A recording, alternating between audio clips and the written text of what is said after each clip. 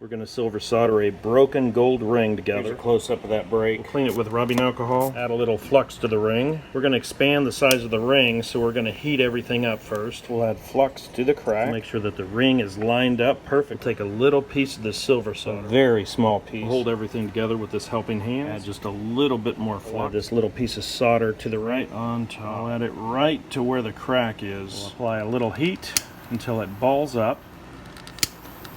There's the ball. Now apply a little bit more heat until it wicks in. If we want the color to match, we can use gold instead of using silver solder. We'll pull a few links off of this gold chain. Add a little bit of borax to it. Add it right on the seam. We'll heat it up just a bit. We'll add the gold right in the crack. We'll add some heat. We'll add a little more borax. We'll add a bit more heat to it. There we go. Test it and it looks good. Now we'll resize the ring.